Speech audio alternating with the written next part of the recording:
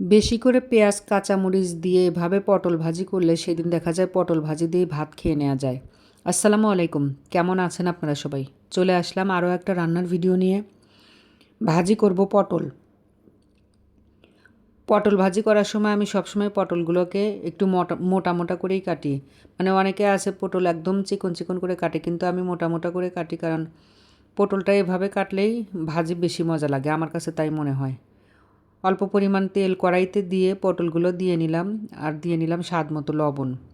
পটল ভাজি করতে বেশি কিছু লাগে না, বিশেষ কোনো কিছুই দরকার হয় না, এটা আমরা সবাই জানি। শুধু লবণ, তেল, কাঁচামরিচ, পেঁয়াজ দিলেই পটল ভাজিটা হয়ে যায়।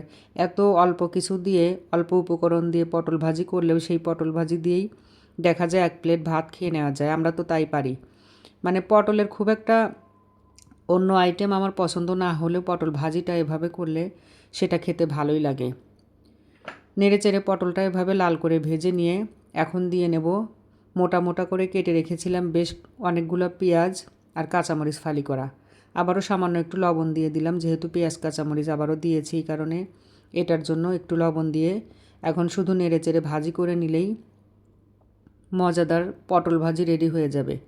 গরম গরম ভাতের সাথে গরম পটল ভাজি দিয়ে খেলে এটা কিন্তু দুর্দান্ত টেস্টের একটা ভাজি। আমি খেয়াল করে দেখেছি আমার ছেলে মেয়েও পটল ভাজি হলে অনেক খুশি হয়ে যায়, ওরা পটল ভাজিটা পছন্দ করে। আমার কিন্তু পটল ভাজি একদম রেডি হয়ে গেছে, খুব মজাদার পটলের এই ভাজিটা। আল্লাহ হাফেজ।